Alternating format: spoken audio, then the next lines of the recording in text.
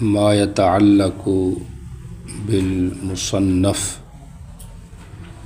سنن ابی داؤد، جس کا نام کتاب السنن ہے، اس کے حوالے سے تعارف ہو رہا تھا، جس میں تعریف،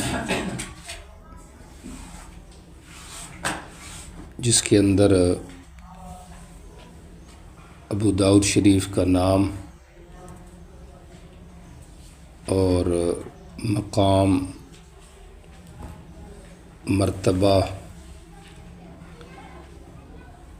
اور اس کے علاوہ خصوصیات سیاہ ستہ اور خاص طور پہ ابو داؤد شریف، اہل مکہ کی طرف جو امام ابو داؤد رحمہ اللہ نے ایک خط لکھا تھا، اس کا ذکر اور اس کا ترجمہ۔ آج شروط ارباب سیاہ ستہ اور اس کے اندر پھر ابو داؤد شریف کے راویوں کی شرط جو ہے اس کا ذکر آ رہا ہے۔ ہر کتاب کے مصنف نے روایات لینے میں کچھ نہ کچھ شرطیں اپنے ذہن میں رکھی ہوئی ہوتی ہیں، اگرچہ خارج میں اس نے اس کا ذکر نہیں کیا کہ میری یہ شرائط ہے، لیکن محدثین نے ان کے صنیع سے تتبع کر کے جو اخذ کیا ہے، اس کے حوالے سے انہوں نے پھر اس کے اوپر قلم بھی اٹھایا ہے اور ارشاد بھی فرمایا ہے۔ چنانچہ مستقل تصانیف اس کے اوپر کی گئی۔ شروط الائمۃ الخمسہ ابی بکر محمد بن موسیٰ الحازمی کی، وہ اس کے اوپر آئی، اور شروط الائمۃ الستہ ابو الفضل محمد بن طاہر المقدسی کی، جو یہاں کتاب کے شروع میں بھی رسالے لگے ہوئے ہیں، یہ اسی حوالے سے ہے۔ معارف السنن میں حضرت انور شاہ کاشمیری رحمہ اللہ سے جو نقل کی گئی ہیں شرائط، وہ یہ ہے کہ امام بخاری کی شرط کسی راوی کی روایت لینے میں دو ہے، ایک ہے الاتقان اور دوسرا ہے کثرت الملازمہ۔ حافظہ مضبوط ہو راوی کا اور اپنے استاد کے ساتھ کافی وقت اس نے گزارا ہو، یہ امام بخاری کی شرط ہے۔ امام مسلم کی شرط اتقان اور امکان لقاء، کثرت ملازمت مع شیخ یہ شرط نہیں ہے۔ راوی اور مروی عنہ کے درمیان اگر لقاء ممکن ہو تب بھی وہ روایت لے لیتے۔ امام ابو داؤد اور نسائی کی جو شرط ہے وہ ہے اتقان، کثرت ملازمہ جو ہے یہ شرط نہیں۔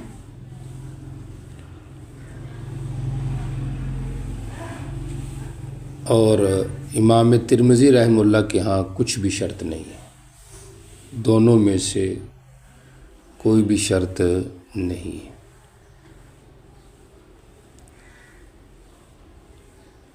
اور امام ابو داؤد کے ہاں بعض لوگوں نے یہ بھی کہا ہے کہ ان کے ہاں شرط راوی کا غیر متروک ہونا، کہ وہ راوی متروک نہ ہو، جس طرح کل کے سبق میں بھی گزری تھی بات، تو ایسے راوی کی روایت جو ہے وہ لے لیتے ہیں۔ بہرحال امام ابو داؤد رحمہ اللہ کے ہاں جو شرط ہے وہ اتقان ہے کہ راوی حافظے کے اعتبار سے قوی ہو۔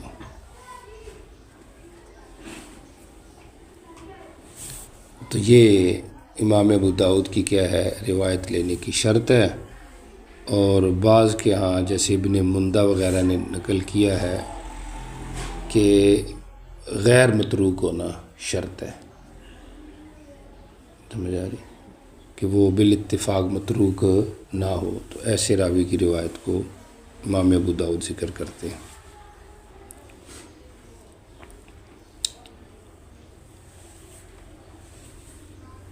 اس کے بعد آ گیا شروح و حواشی۔ یاد ہے آپ کو بتایا تھا کہ ٹوٹل مقدمے میں کتنی باتیں ہیں، کتنی چیزیں آئیں گی؟ 20۔ تعریف، موضوع، غرض و غایت، وجہ تسمیہ، تدوین، نسبت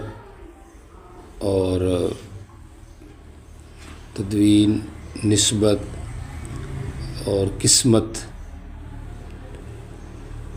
سمجھ آ رہی، قسمت و تبویب،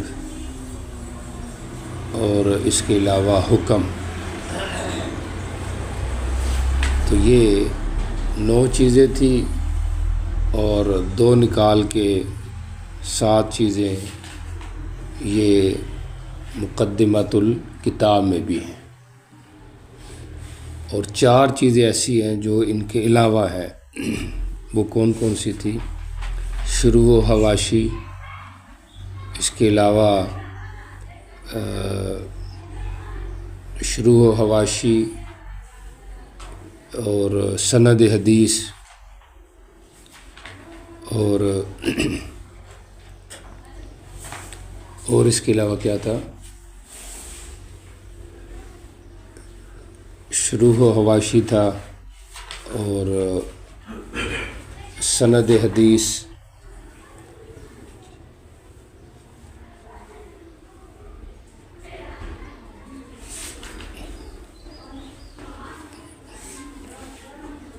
جی آداب طالب حدیث،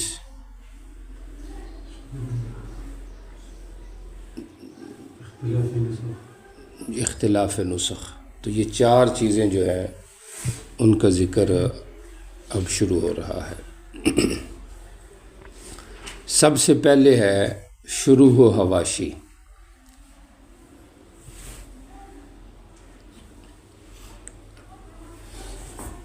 تو اس کتاب کی 5 شروع قدیم ہیں، اور 3 شروع جو ہیں وہ متعارف جدید ہیں، اور کچھ 2-3 اس کے حواشی ہیں۔ ویسے تو اس کے اوپر 20 سے زائد اس کی شروحات ہیں، لیکن جو عام طور پہ متداول معروف ہیں زیادہ ان کا ذکر ہو رہا ہے۔ سب سے پہلی اس کی شرح لکھی گئی ہے معالم السنن، امام خطابی کی۔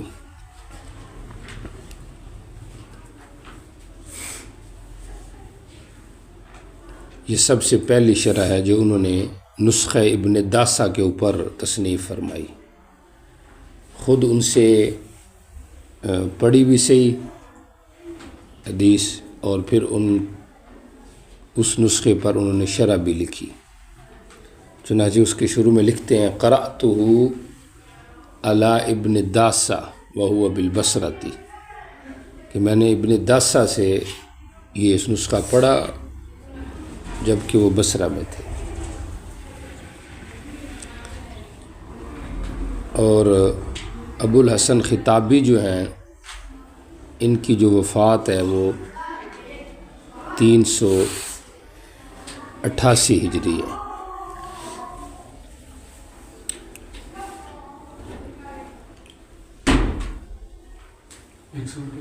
تین سو 88۔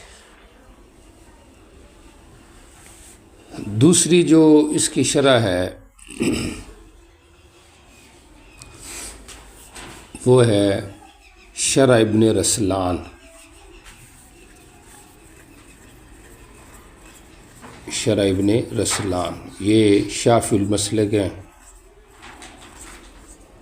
اور انہوں نے اس کی شرح لکھی ہے، بڑی اچھی شرح ہے لیکن تھوڑی ناقص ہے، مکمل نہیں ملتی ہے، شاید آج کل تو مکمل بھی چھپی ہوئی ہے۔ شرح ابن رسلان، اور یہ ابن حجر کے شاگرد ہیں جنہوں نے یہ شرح لکھی ہے۔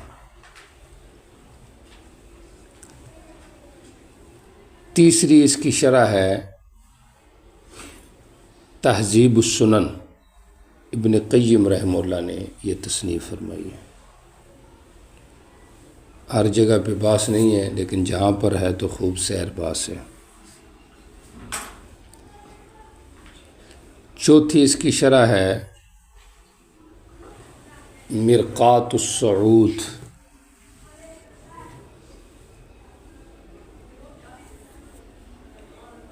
مرقات السعود، یہ علامہ سیوطی کی شرح ہے۔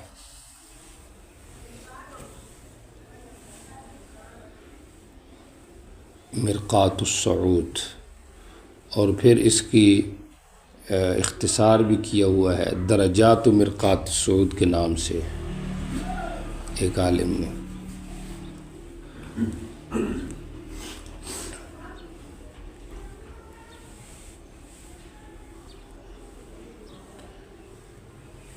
تو یہ اس کی قدیم شروحات ہیں، اور کچھ جدید میں آئیں تو عون المعبود محمد اشرف عظیم آبادی، یہ اہل حدیث عالم ہے، انہوں نے لکھی ہے عون المعبود۔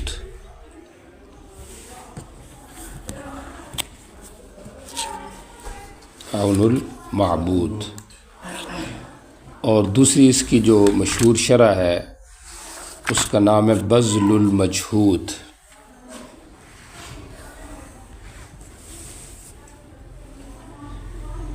فی حل سنن ابی داؤد، یہ حضرت خلیل احمد سہارنپوری رحمۃ اللہ تعالی علیہ ان کی شرح ہے جی بذل المجہود۔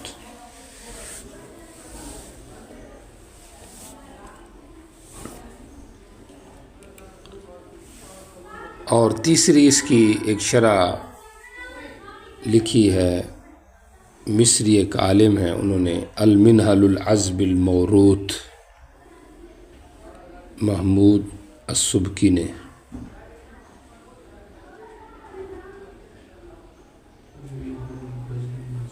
جی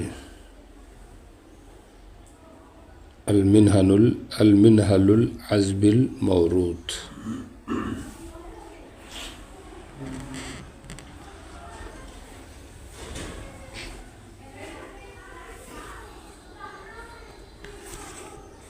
لکھ لیجئے۔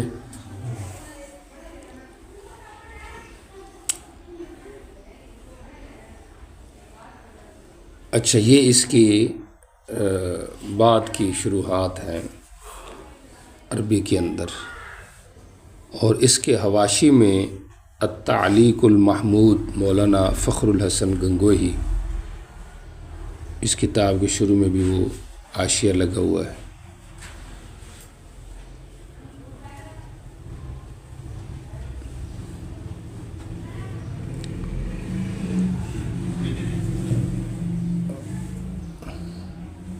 اور اس کے علاوہ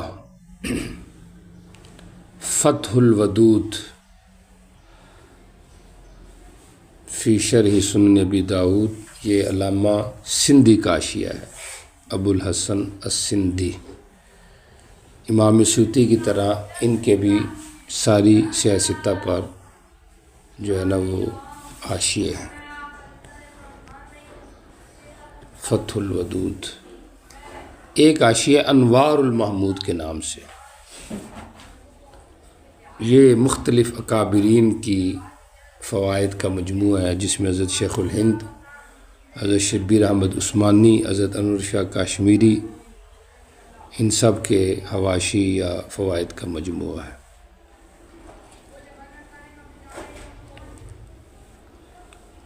اردو میں اس کی بہترین شرح جو ہے وہ الدر المنضود کے نام سے ہے، مولانا محمد عاقل مظاہری سہارنپوری رحمہ اللہ۔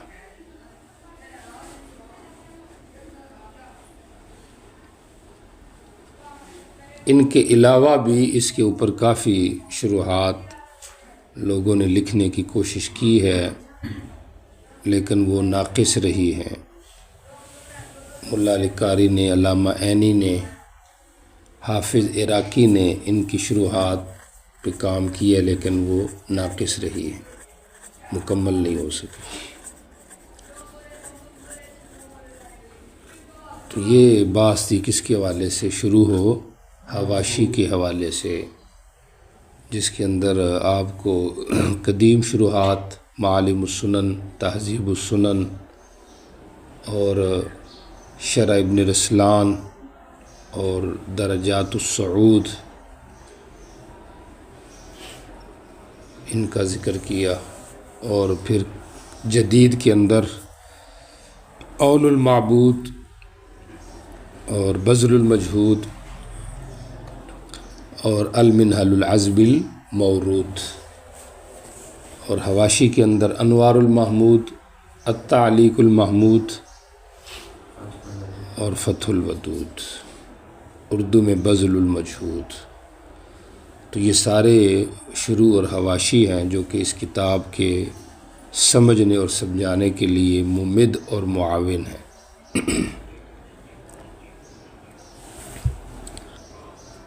دوسری چیز یعنی 18ویں جو چیز ہے وہ ہے آداب طالب حدیث۔ حدیث پڑھنی ہے، پڑھانی ہے۔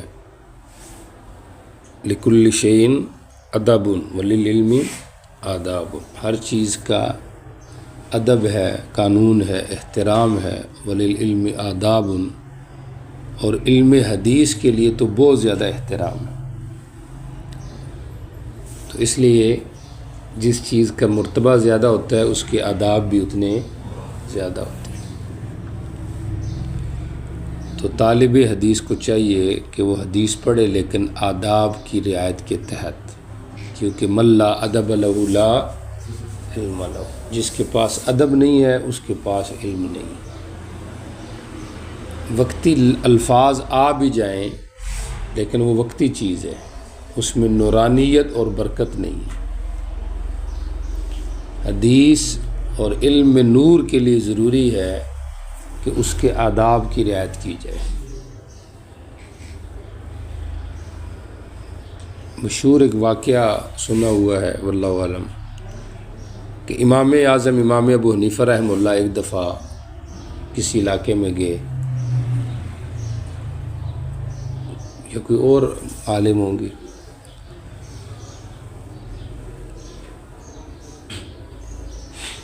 تو وہاں جو ان کے شاگرد تھے، ادھر بھی دو قسم کے واقعے ذہن میں ہیں، یا تو وہ ملے لیکن اٹھے نہیں ادب کے اندر،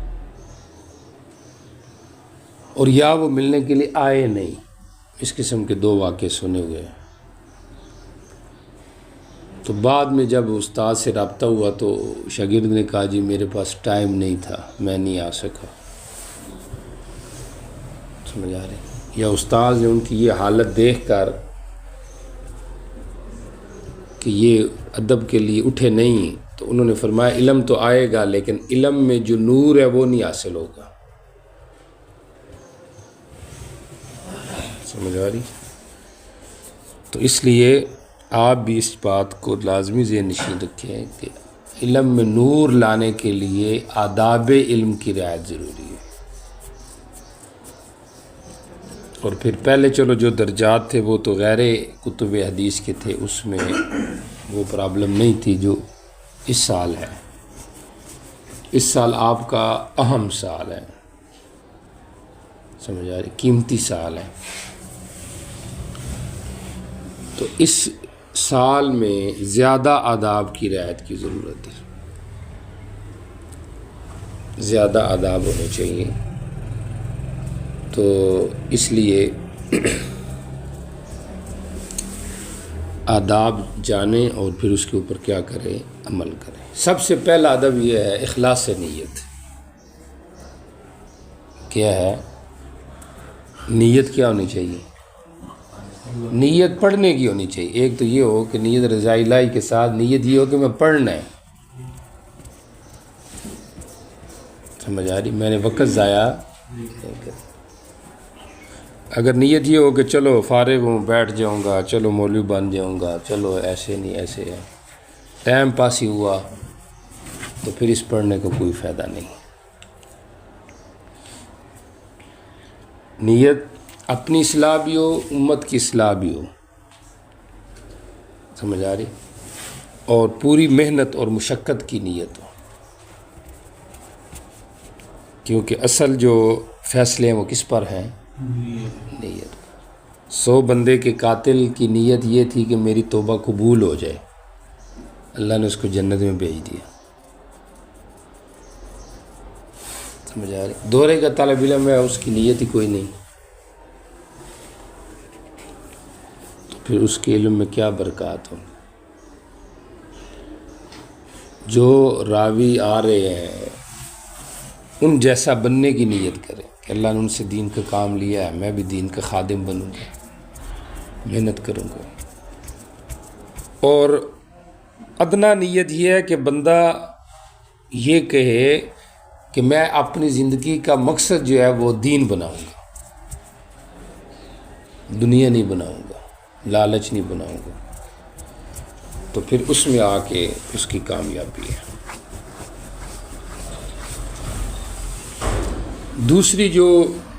دوسرا جو ادب ہے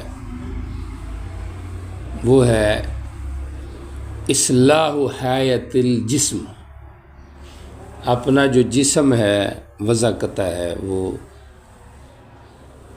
محدثین علماء کی طرز کے مطابق ہو، پگڑی کا اہتمام ہو، ٹوپی کا اہتمام ہو، کپڑوں کا اچھے صاف سفید کپڑوں کا اہتمام ہو، خوشبو، مسواک،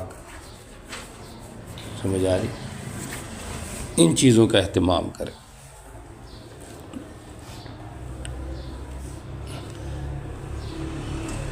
تیسری شرط یہ ہے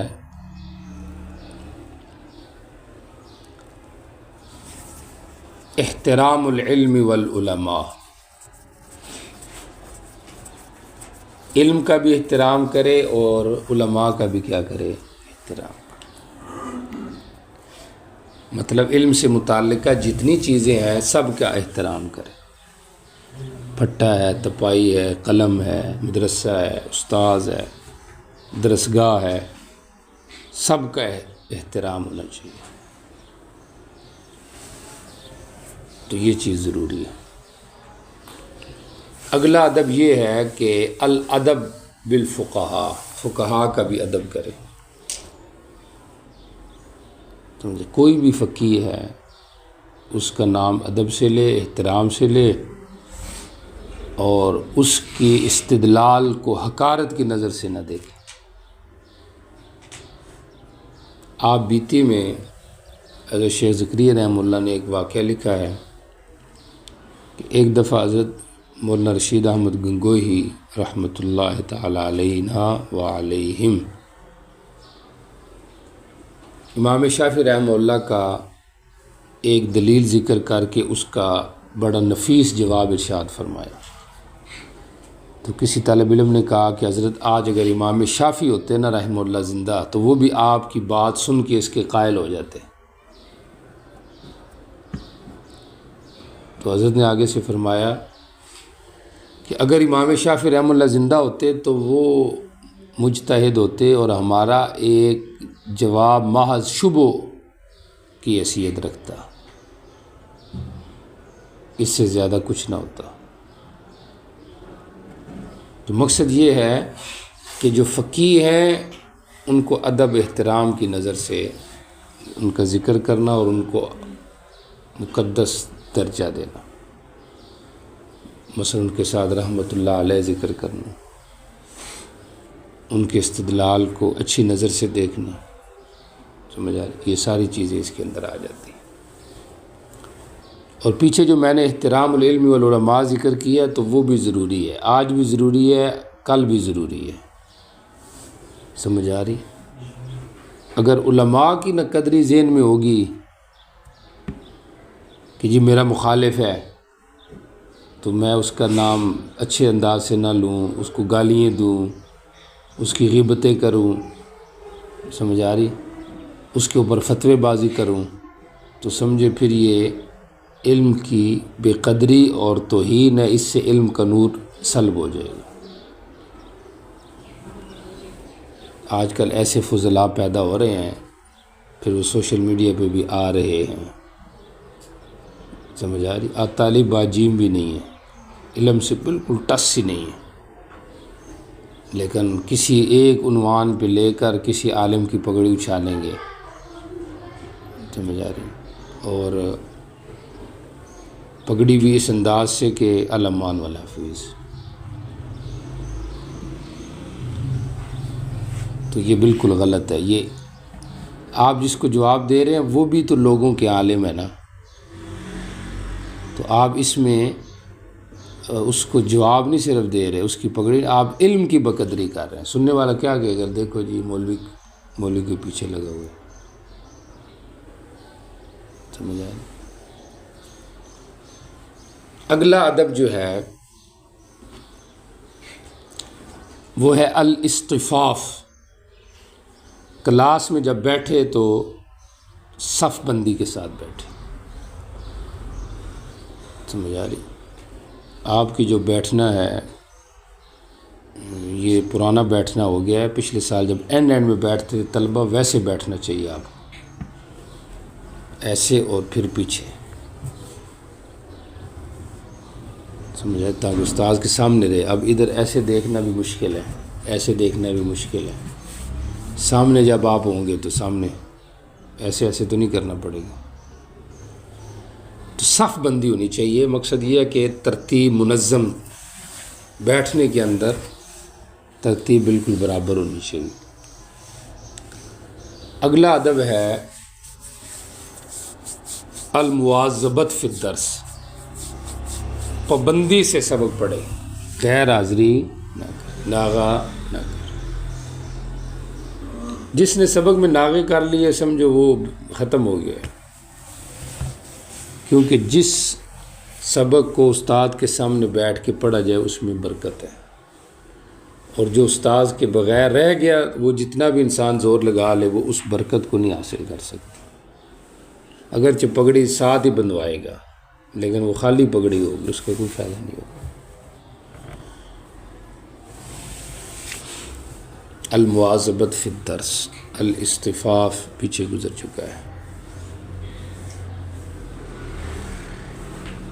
اسی طریقے سے اصلاح حیۃ الجلوس، بیٹھے تو ادب سے بیٹھے، کس طریقے سے، ادب سے، چہار زانو نہ بیٹھے، دو زانو بیٹھنے کی کوشش کریں، تھک جائے تو الگ بات ہے، سمجھ آئے، یک زانو بیٹھے، دو زانو بیٹھے، چہار زانو نہ بیٹھے، ٹیک لگا کر نہ بیٹھے، سمجھ آ رہی، یہ بھی آداب میں سے۔ عدم النوم فی الدرس، اگلا ادب، کلاس میں سوئے نہیں، کلاس میں سوئے نہیں، رات کو سوئے، رات بڑی لمبی ہے، جلدی سو جائے، صبح میں مہربانی کرے کلاس میں نہ سویا وہ،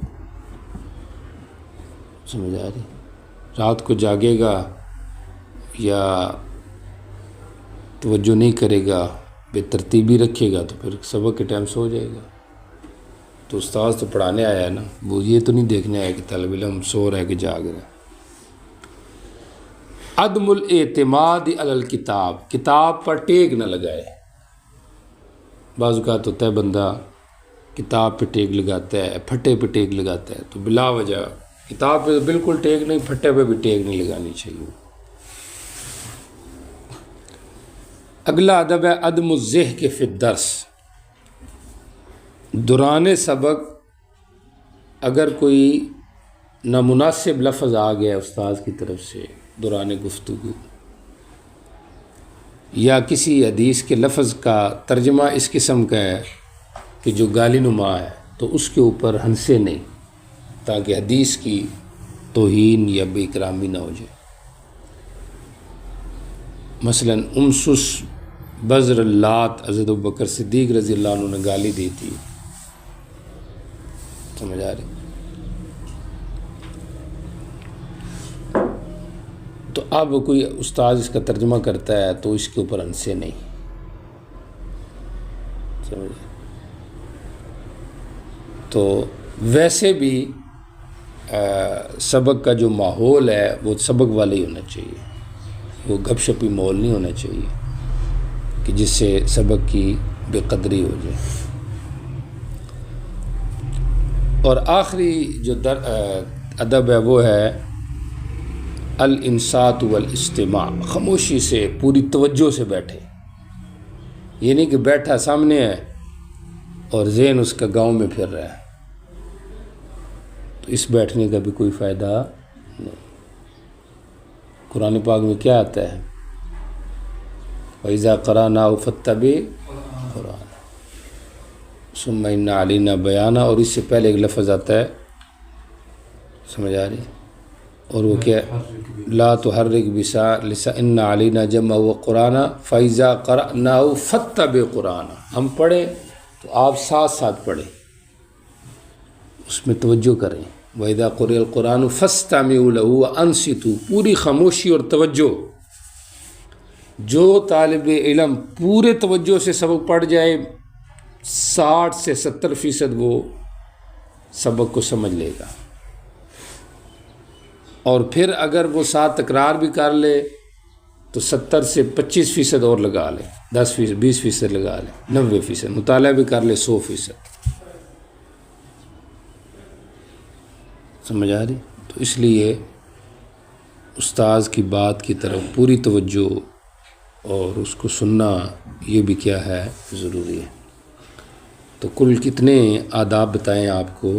11 آداب، ایک دفعہ دہرا لیں۔ سب سے پہلا ادب کیا ہے؟ اخلاص نیت، نیت اپنی درست کرنی چاہیے۔ جی دوسرا جی اصلاح حیت الجسم، ظاہری وضاحت محدثین اور علماء والی ہونی چاہیے۔ جی تیسرا ادب جی احترام العلم، علماء اور علم جتنی بھی متعلقہ علم والی چیزیں ہیں سب کا احترام ہونا چاہیے، آپس میں بھی ایک دوسرے کا احترام ہونا چاہیے۔ یہ نہیں ہے کہ آپس میں بلانا اس طرح ہو کہ بندہ گالی نکالے، ایک دوسرے کو برا بھلا کہ لڑائی جھگڑے کرے۔ یہ کیسے طالب علم لڑائی جھگڑے کر رہے ہیں؟ بعض طالب علم ہوتے ہیں نا کہ دورے تک پہنچ جاتے ہیں لیکن ان میں آتے وہی جاہلیت والی ہوتی ہے، تو اس میں کیا فائدہ ہے؟ رحماء بینہم اشداء الکفار کا مصداق ہونا چاہیے، کسی کو بلائیں بھائی کے انداز سے، خدمت کی نیت سے آپ سارے کام کریں، ہر ایک دوسرے سے آگے بڑھنے کی کوشش کریں، کیونکہ طالب علم بھی یہ ایک عالم ہے مستقبل کا، ایک اعلی علم ہے، تو اس کا احترام بھی گویا کہ علم کا احترام ہے۔ یہ نہیں کہ میرا ساتھی ہے تو میں جو کچھ دل ہے اس کے ساتھ لڑائی کروں، یہ نہیں، یہ غلط ہے۔ جی فقہا کا ادب کرنا، اس کا ادب کرنا، فقہا کا ادب کرنا، فقہا علماء کا ادب آج اسے یاد رکھ لو، بے ادب نہیں پیدا ہونا آپ نے کہ آپ ادھر سے نکلیں اور کبھی کسی عالم کے پیچھے لگے ہیں، کبھی کسی عالم کے پیچھے لگے ہوئے ہیں، سمجھ آ رہی؟ جی آگے استفاف، صف بندی، کلاس میں ایک نظم اور ترتیب سے بیٹھنا۔ جی درس میں مواظبت، ناغہ نہ ہو، چھٹی نہ ہو، سمجھ آ رہی؟ چھٹی کی بھی برکتیں بہت زیادہ ہے۔ امام ابو یوسف رحمہ اللہ نے تو اپنے بیٹے کی وفات کے دن بھی چھٹی نہیں کی ہے، اور ہمارے ایک صاحب تو خیر سے آج آئے نہیں، ابھی تو 2-3 دن سبق شروع نہیں ہو رہا، سمجھ آ رہی؟ ان کے پرچے نہ ختم ہونے ہیں نہ ان کے 7-8 سال سے یہ چکر چل رہا ہے، سمجھ آ رہی؟ تو پابندی ضروری ہے، ورنہ کوئی فائدہ نہیں۔ ڈگری لینی ہے تو وہ تو آپ ابھی مجھے لکھ دیتے ہیں، لیکن اس سے کیا ہوگا؟ خالی ایک سند ہی ہوگی 30-40 روپے کی، اس میں وہ طاقت نہیں ہوگی۔ جی چلیں۔ جی، بیٹھنے کی جو حیت ہے وہ 2 زانوں ہونی چاہیے حد الامکان، یعنی بندہ اس طرح بیٹھے گویا کہ نبی پاک صلی اللہ علیہ وسلم کی مجلس میں بیٹھا ہوا ہے۔ جی جی، سبق میں سوئے نہیں، کتاب پر ٹیک نہ لگائے، جی، درس کے اندر ہنسے نہیں، جی، الانصات والاستماع، پوری توجہ اور خاموشی سے سبق کو اپنے سینے میں محفوظ کرنے کی کیا کرے؟ کوشش کرے۔ تو یہ فوائد جو شتہ تھے آخری 4، ان میں سے 2 چیزیں آپ کے سامنے پڑھی ہیں،